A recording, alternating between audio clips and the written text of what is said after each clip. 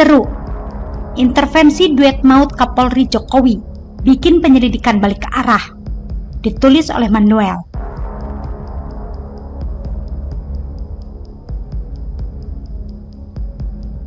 Balik ke arah. Ternyata sekarang yang menjadi orang-orang yang diduga kuat bersalah adalah lingkarannya Ferdi.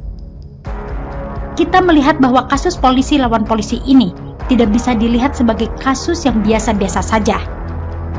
Kalau polisi lawan masyarakat umum, kita tahu bahwa yang pasti ini kasusnya lurus dan bisa dipahami siapa yang salah dan siapa yang benar. Misalnya kasus Laskar FPI di kilometer 50. Mudah sekali kita melihat secara aliran penyidikan bahwa memang yang bersalah adalah pendukungnya Rizik Syihab. Contohnya juga ada seseorang polisi yang membanting pendemo sampai dia terkapar di rumah sakit. Nah, ini juga kita bisa lihat bahwa kasusnya yang salah adalah polisi. Penyelidikan dan penyidikannya sangat cepat dan mudah untuk kita ikuti kronologinya. Tapi yang sangat sulit adalah ketika aparat melawan aparat. Ini bukan hal biasa-biasa saja yang bisa kita lihat dengan narasi manusia.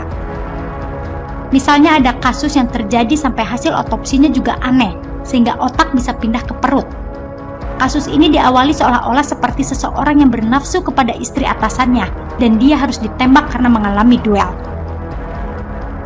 Duel antara Barada dan Brigadir, yang pada akhirnya menyebabkan Brigadirnya meninggal dunia di tempat.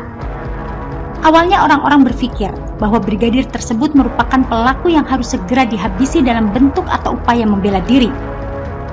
Upaya membela diri sebenarnya dibenarkan oleh hukum. Misalnya ada korban begal yang membela diri dengan cara membunuh begal tersebut. Korban begal yang membunuh begal tersebut tidak bisa disalahkan pasal KUHP atau pidana. Mungkin kesimpulan ini bisa diambil setelah adanya penyelidikan yang mendalam.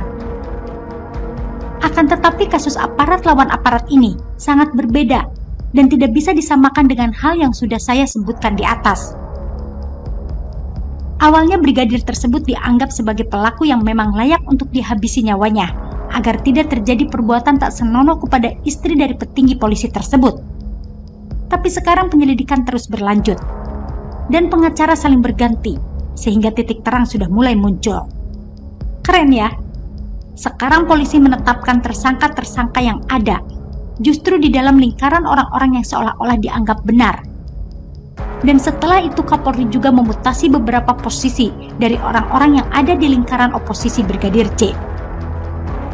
Dan yang terakhir adalah Ferry Sambo ditahan di Makobrimob.